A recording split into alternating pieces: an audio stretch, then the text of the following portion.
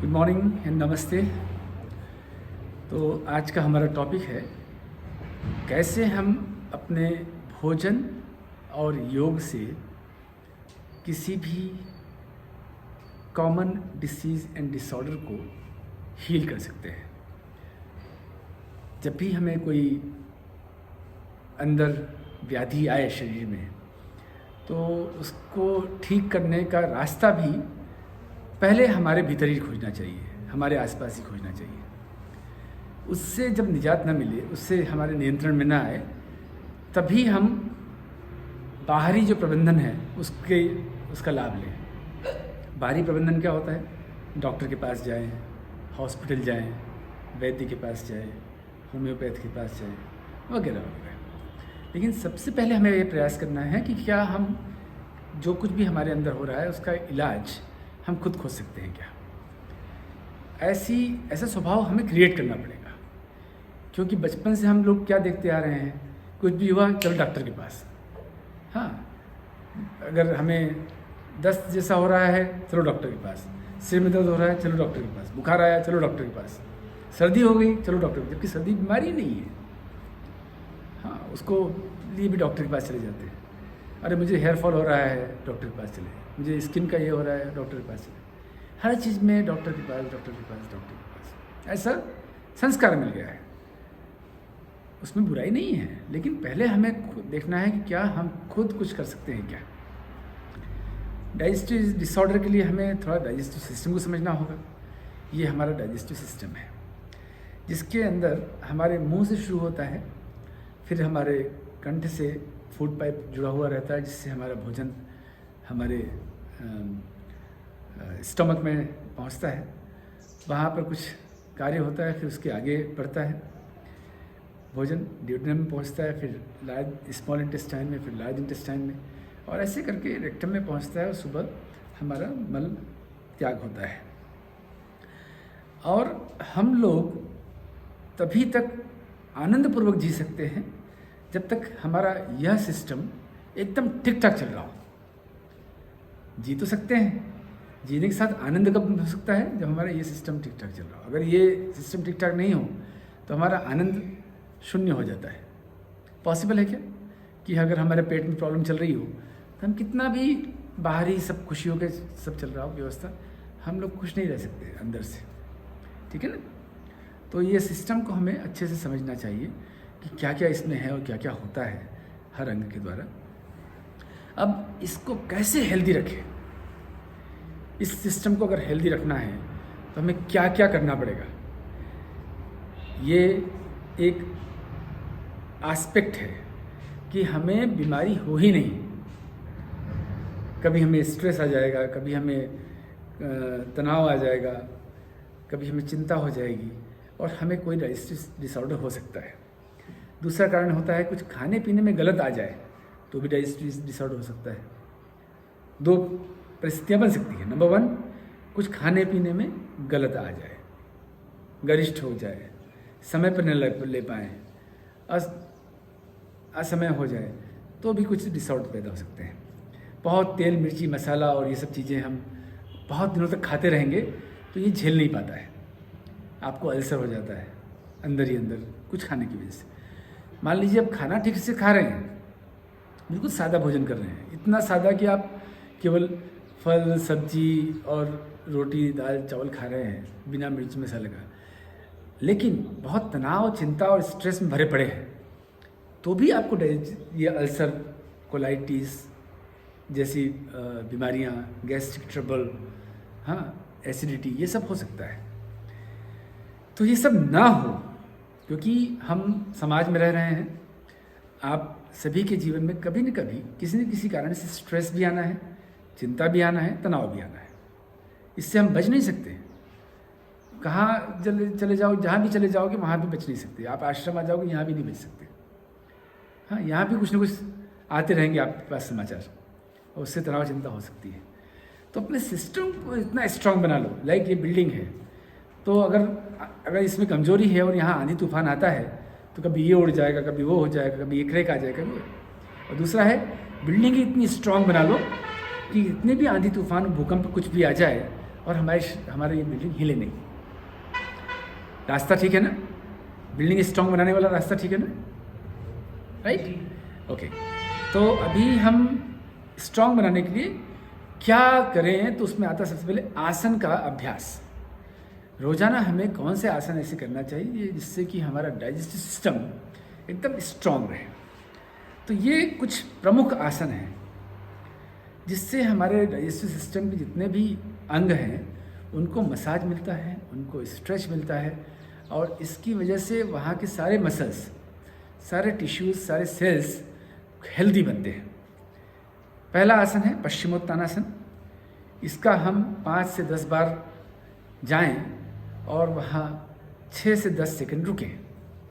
कितनी बार मैंने बोला? 5 से 10 बार करना है। और होल्ड कितनी देर करना है? 6 से 10 सेकंड वहाँ होल्ड करना है। ऐसा रोजाना अभ्यास करने से हमारा सिस्टम स्ट्रांग होता है। वही नियम रहेगा योग मुद्रा के लिए, वही नियम होगा भुजंगासन और धनुरासन के लिए, वही नियम होगा शलभासन के लिए और पवन मुक्तासन के लिए। हलासन के लिए नियम थोड़ा सा बदल जाएगा। हलासन में हमें सिर्फ एक ही बार जाना है और वहाँ जाने के बाद में लगभग 2 मिनट तक रुकना है। हमें पैर ऊपर लेके जाना है, फिर पीछे लेके जाना है, वहाँ छोटी छोटी नॉर्मल ब्रीदिंग चलने दीजिए और 2 मिनट तक रुक जाइए। इसके बाद में ये तो हो गया आसन वाला। इन सब को करने में आपको समय कितना लगेगा अंकित? इन सब को करने में कितना समय लगेगा? 30 मिनट नहीं, और कम, 10 से 15 मिनट। 10 मिनट में हो जाएगा। तो प्रोग्राम हमारा 10 मिनट का आसन का हुआ। फिर आया प्राणायाम, क्योंकि आज के समय में आपके पास सबसे कॉमन एक्सक्यूज जो होता है वो यही होता है कि हमारे पास टाइम नहीं है। जब कोई व्यक्ति आता है, बोलता है मुझे एसिडिटी की प्रॉब्लम है, मैं सब्जी नहीं खा पाता हूँ, मैं दाल नहीं खा पाता हूँ, मैं चाय नहीं पी पाता हूँ, मैं मिठाई नहीं खा पाता हूँ, मैं हमारे जो अच्छे अच्छे पकवान होते हैं वो सब का आनंद नहीं ले पाता हूँ, तो इसलिए मैं ये नहीं खा रहा हूँ। मैं कहता हूँ कि भाई गड़बड़ उसमें नहीं है, गड़बड़ तुम्हारे सिस्टम के अंदर है, सिस्टम को ठीक करो। तो बोले कि साहब उसके लिए टाइम नहीं है। यही बोलते हैं ना, टाइम नहीं है। टाइम है, हमें सिर्फ वैल्यू देना पड़ेगा। तो अब 10 मिनट तो निकाल ही सकते हैं। फिर इसके बाद में कुछ छोटी मोटी चीज़ें और हैं जिसमें हमें 10 मिनट 20 मिनट और लगेंगे। एक है प्राणायाम। इसमें से एक प्राणायाम ऐसा है जो हमारे जठराग्नि को बढ़ाता है। जठराग्नि क्या होता है? खाना पचाने के लिए हमें अग्नि चाहिए। हाँ, और वो अग्नि अगर नहीं है तो बहुत देर तक खाना पेट में पड़ा रहता है। और अगर अग्नि अच्छी है तो बहुत स्ट्रॉन्ग है अग्नि, तो कितना भी गरिष्ठ भोजन कर लें वो जल्दी से पच जाता है। तो जब हम बच्चे थे 8-9 साल के, 3-4 साल के, तो हमें बार बार भूख लगती थी। कुछ भी खा लेते थे, 2 घंटे बाद में फिर भूख लग जाती थी। क्यों? जठराग्नि बहुत अच्छी थी। कुछ भी खा लेते थे, खाते ही रहते थे सुबह से शाम तक, लाओ ये खिला दो, लाओ वो खिला दो, चलता रहता था। खाना बार बार पच जाता था। कितना भी पराठे खिला दो, ये खा लो। हालांकि अब ऐसा नहीं रहा। अब तो हम थोड़ा बहुत भी अगर हैवी फूड खा लेते हैं तो 5-6 घंटे तक, कई बार हमारे यहाँ संडे को लोग आते हैं और उनको हम दाल पानी दाल वापे खिला देते हैं, और फिर शाम को उनके पैकेज में रहता है कि उनको खाना भी खाना है। मतलब खाना तो नहीं खा पाएंगे क्योंकि दाल पानी इतना गरिष्ठ हो गया है, भूख ही नहीं लग रही है। क्या हुआ? उनकी भूख क्यों नहीं लग रही है? क्योंकि जठराग्नि इतनी कम है कि खाना जो पचना चाहिए 3 घंटे में वो पच रहा है 7 घंटे में। ओके, तो भस्त्रिका प्राणायाम से हमारी जठराग्नि होती है, बढ़ती है। फिर इसके बाद में है बंध। ये हमें सही गुरु के मार्गदर्शन में बंध को सीखना चाहिए। या हम जल्दी ही इसका भी YouTube का वीडियो बना देंगे, तो आप देख लीजिएगा। मूल बंध, उड्डयन बंध और जलंधर बंध, ये 3 प्रकार के बंध होते हैं। इन तीनों बंध को करना चाहिए। हाँ, वैसे तो देखा जाए तो सिस्टम को डायरेक्टली अफेक्ट करता है हमारा उड्डयन बंध, लेकिन मूल बंध भी बहुत इंपॉर्टेंट है। अगर आप चाहते हैं कि आपको कभी कॉन्स्टिपेशन की प्रॉब्लम ना हो, तो मूल बंध उसके लिए बहुत उपाय है उसका बड़ा। हाँ, जो लोग मूल बंध का रोजाना अभ्यास करते हैं उनको कॉन्स्टिपेशन नहीं हो सकता। हाँ, क्योंकि उनका जो वो हिस्सा है नीचे वाला, जिसको हम लोग बोलते हैं रेक्टम, वो हिस्से पर इसका असर जाता है। ये ग्लैंड भी हमारा स्वस्थ रहना बहुत ज़रूरी है। तो जलंधर बंद भी हमें लगाना है, उडियान बंद भी लगाना है और बुल बंद भी लगाना है। फिर कुछ क्रियाएं हैं योग में, इसका रोज़ाना अभ्यास करने से हमारा सिस्टम बहुत स्ट्रांग रहता है। एक तो है वमन धोती, जो हमें एक महीने तक लगातार रोज़ाना करना चाहिए। उसके बाद में हफ्ते में एक बार या जब ज़रूरत पड़ जाए तब, जब हमें लग जाए कि हमें एसिडिटी हो रही है तब कर लें, या बहुत दिन हो गए हैं थोड़ा सफाई कर लिया जाए तो 7 दिन में एक बार कर लें। लेकिन शुरुआत में हमें 1 महीने रोज़ाना करना चाहिए। शंख प्रक्षालन भी महीने में एक बार कर ही लेना चाहिए। पहले एक बार अच्छे सीख लें, या हमारे पास में अपने आप को कराया ही शंख प्रक्षालन, कितने अच्छे से हुआ ना सभी का, अच्छा हो गया जितेंद्र? Yes sir. हाँ, इसके अलावा हमें rest and relaxation to the system, हमारा जो डाइजेस्टिव सिस्टम है उसको रेस्ट और रिलैक्सेशन भी देना चाहिए। वो कैसे देंगे? कभी कभी आधे दिन के लिए और कभी कभी पूरे दिन के लिए हमें फ्रूट डाइट पे चले जाना चाहिए, तो उसको बहुत रेस्ट मिल जाता है।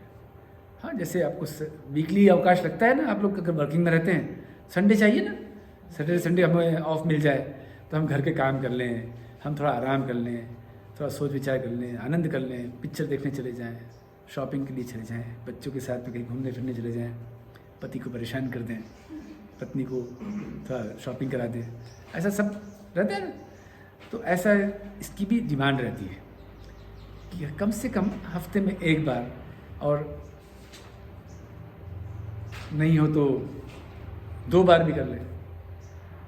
किसी भी सूरत में 15 दिन में एक बार तो कर ही लेना चाहिए कि हम अगर हफ्ते में एक बार कर रहे हैं तो आधे समय के लिए फ्रूट डाइट पे चले जाएं, और 15 दिन में एक बार कर रहे हैं तो पूरे दिन के लिए फ्रूट डाइट पे चले जाएं। फिर सुबह से लेकर शाम तक अन्न न जाए आपके पेट के अंदर। नाश्ते में आप कोई भी फल खा लीजिए जो आपके पसंद का हो, भोजन में खूब फल खा लीजिए, उसमें कोई कमी नहीं कि आप कम खाना है, जितना भी खाएंगे कोई फर्क नहीं पड़ता है।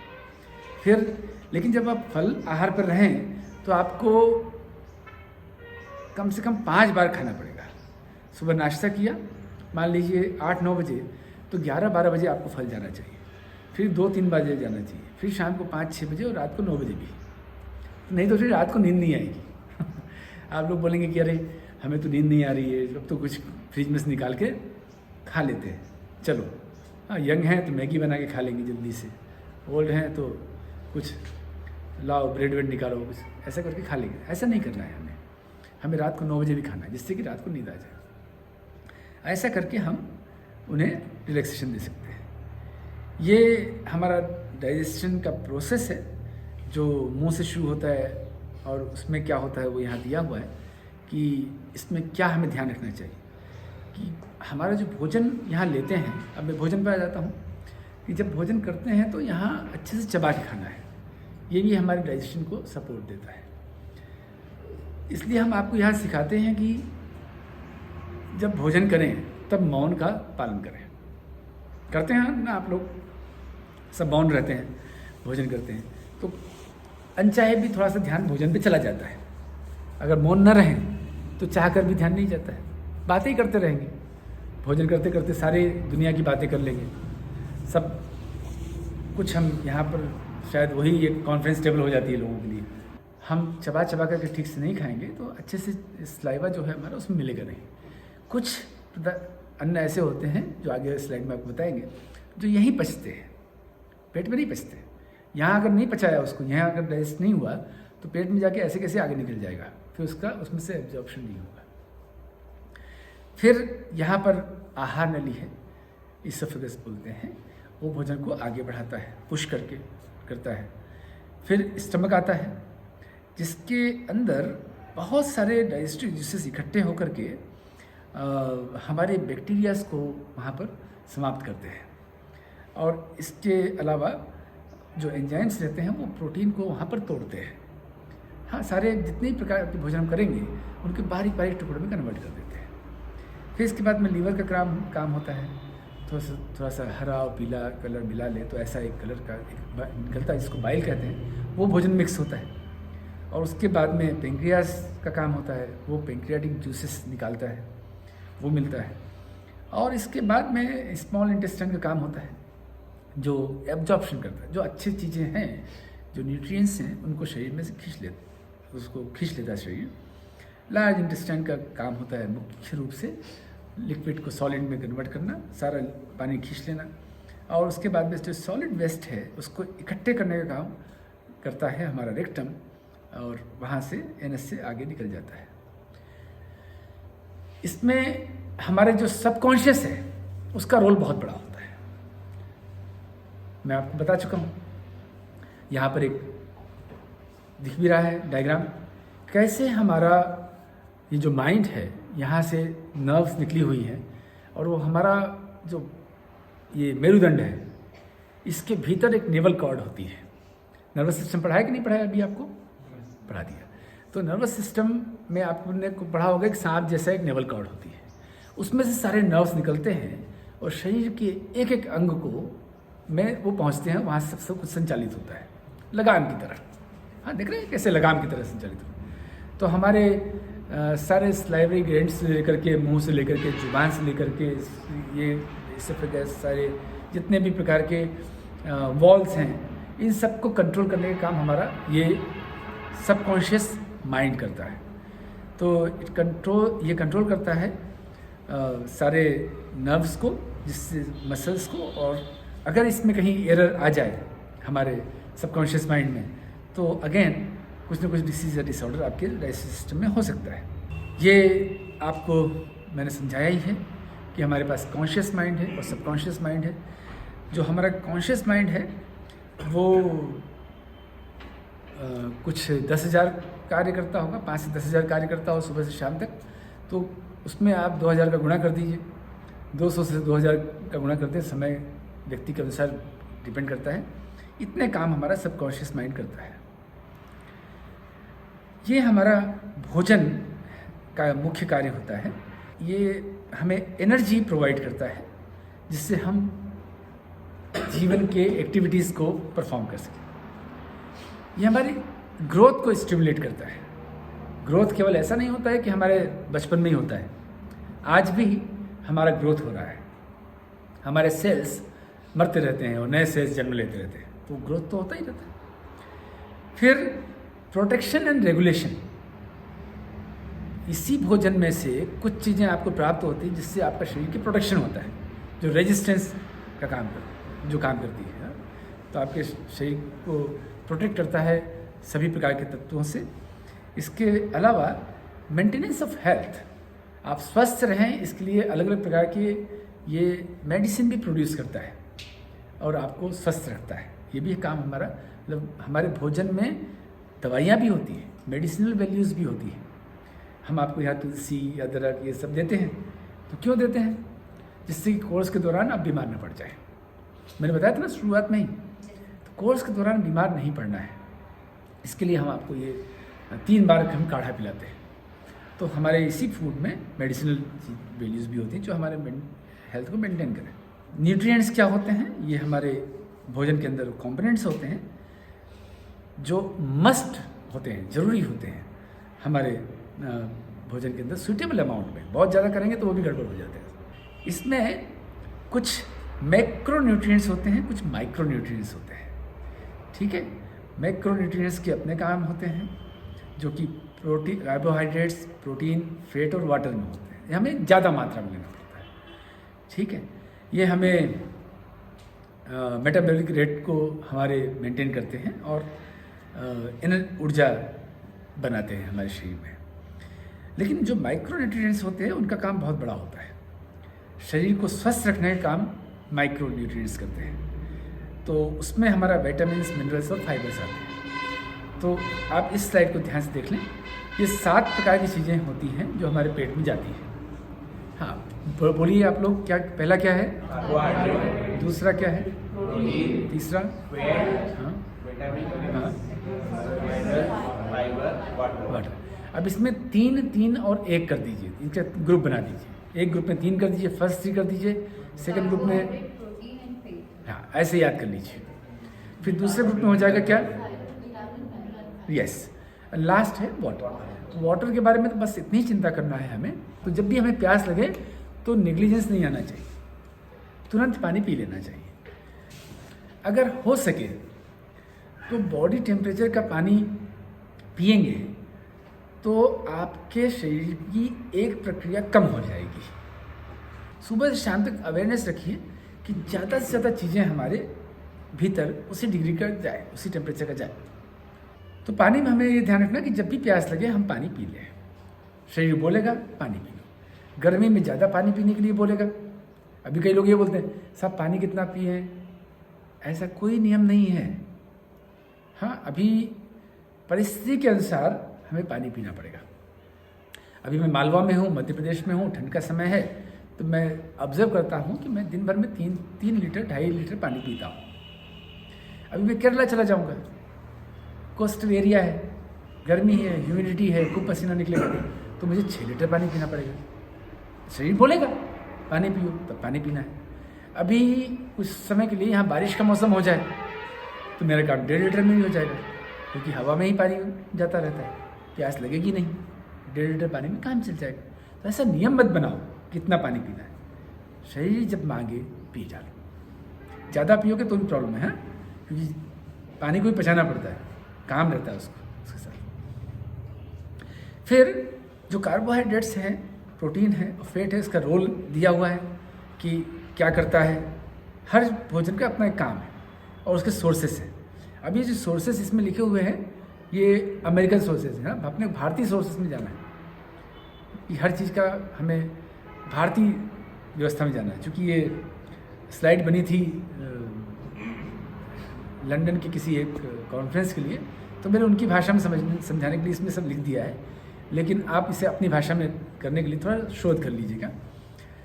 तो कार्बोहाइड्रेट का काम ये होता है कि वो एनर्जी प्रोवाइड करता है, और सोर्सेज उसके क्या होते हैं, सारे हमारे रोटी चावल वगैरह। और प्रोटीन कहाँ से मिलता है, फैट कहाँ से मिलता है, विटामिन कहाँ से मिलता है, मिनरल्स कहाँ से मिलता है, फाइबर्स का। हमारे विटामिन्स, मिनरल्स एंड फाइबर्स ये असेंशियल है, बिल्कुल, ये तो खाना ही खाना है। इसलिए हम आपको रोजाना नियम से आपको सैलेड खिलाते हैं, नियम से कुछ फ्रूट खिलाते हैं, नियम से हम आपको रेजिन्स एंड बादाम खिलाते हैं, नियम से हम जब हर 7 दिन के अंदर आपको कुछ नारियल की चटनी मिल जाए, ये मिल जाए, इसके अंदर मिनरल्स होते हैं। हाँ, बहुत सारी चीज़ों का हम यहाँ पर ध्यान रखते हैं कि आपको मिले, तो ऐसा करके आपको मिनरल्स प्रॉपर मिल जाए। और इसके अलावा फिर पानी है, वो तो उसके बारे में बात कर ही चुके हैं। फिर योगिक डाइट नाम की एक प्रिंसिपल भी होता है। अब योगिक डाइट कहाँ लिखा है, कौन सी ग्रंथ में लिखा है, कोई बताएंगे मुझे? आपको अंदाजा लगा सकते हैं योगिक डाइट के बारे में कहाँ लिखा होगा, किस ग्रंथ में लिखा होगा? पतंजलि जी ने योगिक डाइट नहीं कवर किया। हाँ, बहुत बढ़िया। श्रीमद् भागवत गीता में, श्रीमद् भागवत गीता को हम लोग योग का ग्रंथ बोलते हैं ना, कि भोजन के क्या गुण होते हैं। हाँ, और वो उसके आधार पर उन्होंने जो कहा है कि एक तो इसमें होलनेस, एक ही चीज़ खाएंगे तो काम नहीं चलेगा, ये सब मिला करके एक अच्छी सी थाली सजाना चाहिए। हाँ, अब मान लीजिए हम बहुत अभाव में जीने वाले व्यक्ति हैं, तो वो एक ही चीज़ को ना खाएं, सुबह ये खा लिया, शाम को वो खा लिया, कल ये खा लिया, पर शाम को ये, ऐसे कर लें। हाँ, और अगर हमारे पास अच्छी समृद्धि है तो हम थाली उससे जाए बहुत कलरफुल बना लें। पीला कलर की चीज़ हो, लाल कलर की चीज़ हो, हरे कलर की चीज़ हो, बैगनी कलर की चीज़ हो, सफ़ेद कलर की चीज़ हो। हाँ, तो ऐसा करके हम अपने कलरफुल हमारी थाली होनी चाहिए। आप यहाँ देखते हैं ना हमारी थाली कैसे कलरफुल होती है, हम कोशिश करते हैं आपकी थाली कलरफुल हो। फिर फ्रेश हो, बहुत पुराना नहीं हो, 24 घंटे के अंदर का खाना हो, 24 घंटे के पहले का नहीं होना चाहिए। हाँ, जो सुबह 8 बजे आज बनाया है, कल सुबह 8 बजे के पहले तक हम खा लें। जितना फ्रेश होगा उतना ज़्यादा अच्छा होगा।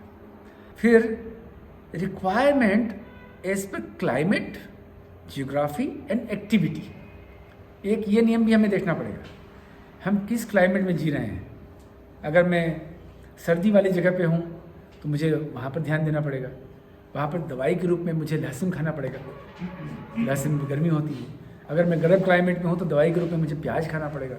तो ऐसा करके हमें क्लाइमेट देखना पड़ेगा उसके अनुसार। मैं पंजाब में हूँ तो मैं वहाँ पर राजमा और छोले और भटूरे ये सब मैं खा सकता हूँ। लेकिन अब मैं यहाँ मध्य प्रदेश में आ गया, तो यहाँ पे अपने दाल बाटी खाओ यहाँ का भोजन करो। तो जो जो लोग है ना, ज़्यादा, अब मैं साउथ में जाऊँगा तो वहाँ पर मुझे रोज़ रोज़ बढ़िया डोसा, इडली, हाँ ये सब खाऊँगा, पुट्ट वगैरह खाऊँगा बढ़िया अच्छे से। मुझे आनंद रहेगा, मेरे शरीर के लिए बहुत फ़ायदेमंद है। रोज़ रोज़ मैं चटनी खाऊँगा उसकी, नारियल के तेल का चीज़ें खाऊँगा, तो मैं वहाँ स्वस्थ रहूँगा। और वहाँ पर जाकर के मैं पंजाबी भोजन करूँगा तो मेरे अंदर अस्वस्थता आने की संभावना है। नहीं, ऐसा कुछ नहीं है, ऐसा कुछ नहीं है। हैवी होना, अगर कोई चीज़ हैवी है तो कम मात्रा में लो। नियम, मैं हैवी के खिलाफ नहीं हूँ, आप क्या समझते हैं? हम हैवी के खिलाफ नहीं हैं, कुछ भी हैवी हम खा सकते हैं, खाना चाहिए। मैं इसके पक्ष में हूँ कि जीवन में खूब आनंद हो। बोलता हूँ ऑलवेज बी हैप्पी। भोजन में कितनी खुशी मिलती है। हाँ, one of the very powerful source to get happiness is eat food of your choice, right और रॉन्ग। हमें इस पर नहीं जाना है कि गरिष्ठ भोजन है तो हमें मात्रा कम करना है,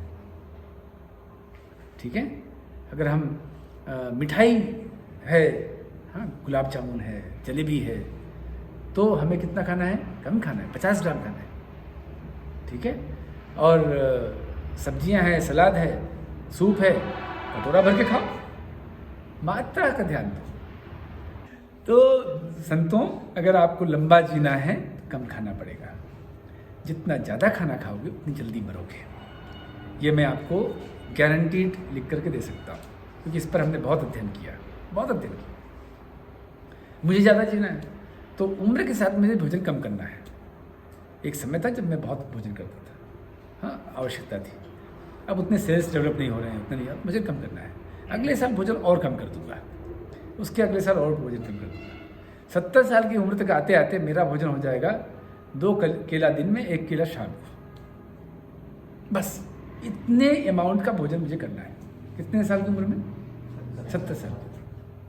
गुरुजी, ये जैसे आपने डाइट का बताया 2 केला दिन में 1 केला शाम में, लेकिन बाकी चीजें हैं उसका भी प्रोटीन जो अपने मैंने अमाउंट बताया। हाँ। किस अमाउंट के लिए एग्जाम्पल दिया मैंने, ऐसा नहीं बोला। उसमें भी रखना, यही चारों प्रिंसिपल रखना पड़ेगा।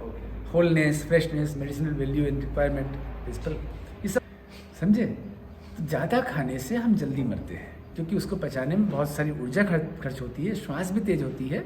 और हमारी जो लिमिटेड वैल्यू वाली श्वास है, आपको बताया नहीं, श्वास हमारी लिमिटेड, ज़्यादा भोजन करने से श्वास तेज होती है। दूसरी बात, भोजन में अमृत भी है, भोजन में विष भी है, समझा। भोजन की वजह से हम जीवित भी रहते हैं, भोजन की ही वजह से हम मरते भी हैं। इसमें जो विष मिलता है वो हमें हर दिन धीरे थोड़ा थोड़ा मारता रहता है। एजिंग भी भोजन की वजह से ही होती है। जो मैं बात बोल रहा हूँ ये शब्दशः सही है, यथार्थ है, प्रामाणिक तौर पर है। जो व्यक्ति भोजन इसलिए करना भी जरूरी है प्रक्रिया है। इधर हमें ऊर्जा मिली, उसी ऊर्जा की वजह से हम मरे भी। आज तक दुनिया में कम खाने से कोई नहीं मरा है, कोई बीमारी नहीं हुई है, समझे बच्चे। ज़्यादा खाने से सारे लोग मरे हैं, सारी बीमारियां हुई हैं। बात समझ में आ रही? यस, इसका ध्यान रखना। अब इसके बाद में ये 3 गुणों पर आधारित है हमारा। ये कौन से 3 गुण हैं? ये है, ये भी यही हमारे श्रीमद् भागवत गीता में दिया है। भोजन 3 प्रकार के होते हैं, सात्विक, राजसिक और तामसिक। अब कैसे पहचानें कि कौन सा भोजन सात्विक है, कौन सा भोजन राजसिक है और कौन सा भोजन तामसिक है? तो सात्विक भोजन, और हमें पहले ये ध्यान रखना होगा कि हमें अधिकांश समय सात्विक भोजन पर रहना है, और कभी कभार हम राजसिक भोजन कर ले। मैंने खुद ही कहा कि हमें भोजन के आनंद से प्राप्त होने वाले आनंद को भी खूब लेना है। तो वो कहाँ मिलेगा? राजसिक भोजन में मिलेगा। और तामसिक भोजन मजबूरी में ही खाइए, हाँ और बहुत कम होना चाहिए, ना हो तो अच्छा। सात्विक भोजन की परिभाषा क्या है? कोई भी भोजन अगर वो प्योरिटी हो, उसमें शुद्धता हो, जो यहाँ भोजन करते हैं आप बहुत शुद्धता के साथ में, अभी गई वो बाई पालक उसने तोड़ा है, अच्छे से उसको साफ, पहले तो उगाया अच्छे से, उसमें कोई पेस्टिसाइड नहीं डाला है, फिर उसको अच्छे से साफ करेंगे और साफ करने के बाद बहुत ध्यानपूर्वक उसे बनाएंगे, ये हो गई शुद्धता। दाल को लेंगे, खूब मलेंगे हम यहाँ पर, इन भाइयों को अच्छे से बताया है 5 बार दाल को धोना है, चावल को 5 बार धोना है, यहाँ सभी भाइयों को यही ट्रेनिंग दी गई, इसलिए खूब धोते। पोहे आपके होते हैं 5 बार धोना है। हाँ, तो यहाँ खूब अच्छे, तभी आपको अच्छा, इतना अच्छा स्वाद आता है कि नहीं आता यहाँ भोजन में, वो इसीलिए आता है। खूब धोते, अच्छे रगड़ रगड़ के, तो शुद्धता होनी चाहिए। भोजन को अच्छे से शुद्धतापूर्वक बनाना चाहिए, शुद्ध करके बनाना चाहिए, ध्यान रहेगा। दूसरा, फ्रेश हो, जितना हो सके उतना जल्दी हमें खा लेना है, ठीक है। तीसरा, नरिशिंग हो, जैसा मैंने अभी पिछले स्लाइड में बताया, उसमें वो सब चीज़ें हों जो हमारे लिए एसेंशियल है। जैसे फाइबर्स रोजाना होना चाहिए। क्यों होना चाहिए फाइबर्स रोजाना? क्या करेगा? भोजन को में का लुब्रिकेशन का काम करता है, आगे बढ़ाता है। हाँ, फाइबर्स होते हैं तो वो भोजन को आगे बढ़ाते हैं, धक्का दे दे करके जल्दी से बढ़ा देते हैं। जो लोग फाइबर्स रोजाना प्रचुर मात्रा में लेते हैं उनको कॉन्स्टिपेशन नहीं होता है, सुबह पेट अच्छे से साफ होता है, ठीक है। तो हमारे जो फल हैं और ग्रीन लीफी वेजिटेबल्स हैं उसमें फाइबर मिलता है आपको। फिर हो गया कि इसमें वो चीज़ होनी चाहिए जो इजी टू डाइजेस्ट है, गरिष्ठ नहीं होना चाहिए। अब हम जो यहाँ भोजन करवा रहे हैं, दाल चावल रोटी सब्जी सलाद, ये सब है। अभी मैं पापड़ सेक के दे दूँ तो गरिष्ठ हो जाएगा, ठीक है, वो गरिष्ठ भोजन में आ जाएगा। यदि मैं इसी भोजन में तेल वेल मसाला वसाला कुछ ज़्यादा डाल दूँ वही गरिष्ठ हो जाएगा। तो तेल जो एलिमेंट है भोजन के अंदर, वो भोजन को गरिष्ठ बना सकता है या इजी टू डाइजेस्ट बना सकता है। पापड़ की सब्जी भी होती है। अब पापड़ की पूरी प्रक्रिया में जाइए। शुरुआत कीजिए, आपने बेसन लिया, उसमें क्या डाला? बोलो बोलो, खूब सारा, है ना? हाँ, फिर और कितने दिन बाद खाते हो उसको? इसलिए अब समझ में आया, उसमें तेल खूब होता है, दिखने के लिए नहीं होता है बाकी। अच्छा। तो दूसरा है राजसिक फूड, जो कि फ्रेशली कुक्ड हो सकता है। हाँ,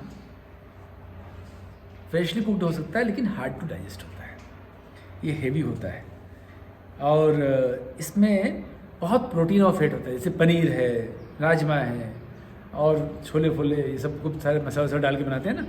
हाँ, छोले भटूरे है, पाव भाजी है, इवन फिश और बीफ और चिकन विकन ये सब है, ये सब भी इसी में आता है, ठीक है। तो जो लोग बोलते हैं ना कि हम तो नॉनवेज नहीं खाते हो तो हमारा तो अच्छा है, नहीं। अगर आप खीर खाते हो या आप चिकन खाते हो, दोनों एक ही समान है। हाँ, अगर आप भजिए पकौड़े और समोसे खाते हो और फिश खाते हो फ्राई करके, दोनों एक ही समान है। बायोलॉजिकली दोनों एक समान है। दिमाग में संस्कार हटा दो तो दोनों में कोई अंतर नहीं है। तो मैंने कहा ना, राजसिक फूड आप कभी कभार लीजिए, हाँ, ऐसे रोज रोज मत लीजिए। अगर योगी बन गए हैं, मन में अगर आगे हो गया तो नहीं लीजिए तो बहुत ही अच्छा है। हाँ, लेकिन मैं आपको उस हैप्पीनेस से दूर नहीं करना चाहता जो भोजन से मिलता है।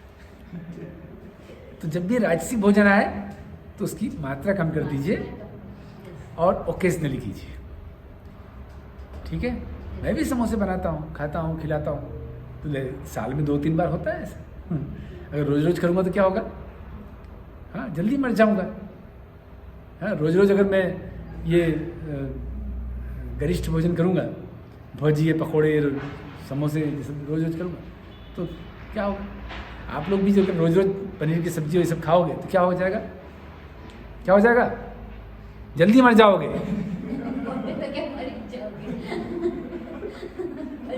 मोटे होना तो प्रोसेस है उसका, मरने का। मोटे होना क्या है? क्या प्रोसेस है? जल्दी मरने का। मोटे हुए कि जल्दी मरे, दूल्हा आदमी जल्दी नहीं मरता बच्चे। हाँ, तुम बहुत भाग्यशाली हो, तुम बहुत जियोगे। और कोशिश करना तुम्हारा जो वजन है ना ऐसा बना रहे।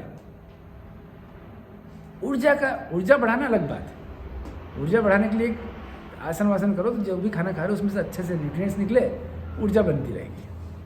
लेकिन अगर इससे ज़्यादा वजन बढ़ाओगे तो वही प्रॉब्लम होगी। ठीक है, तो राजसिक भोजन समझ में आ गया जी।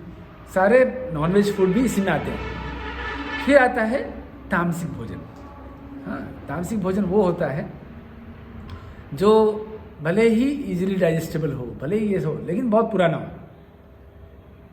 सारे canned food, stored food, reheated food, processed food, ये सब कुछ किस में आते हैं? तामसिक भोजन। अभी जो मैकडोनल्ड्स और पिज़्ज़ा हट्स का जैसी चीज़ों के जो फूड होते हैं, ये सब तामसिक में आते हैं। ओके, तो ये जो बातें लिखी है हमारी जो पुस्तक है योगा फॉर परफेक्ट हेल्थ, उसके अंदर ये सारी बातें लिखी है। When to eat, how to eat, balance diet क्या है, इंपॉर्टेंट गाइडलाइंस क्या है। हाँ, अगर आप हेल्थ डिसऑर्डर्स हटाना चाहते हैं, क्या क्या ध्यान रखना पड़ेगा और क्या डोंट्स हैं, डूज है, ये सारी बातें आप उसमें पढ़िएगा और अपने जीवन में उतारिएगा। ठीक है, फिर वेजिटेरियन लाइफ में क्यों होना चाहिए। हाँ, ये इसमें बहुत इसको पढ़ करके ध्यान दीजिएगा। क्यों हमें शाकाहारी बनना है, शाकाहारी से मतलब वीगन बनना है। ठीक है, ये सारी पॉइंट्स मैंने दिए हैं। अगर आप इस सबसे एग्री करते हो तो ये कर लीजिए। और कभी मेरे लायक कोई काम हो, कुछ पूछना हो, तो ये मेरे कॉन्टेक्ट नंबर है। Okay, thank you for listening this lecture. नमस्ते।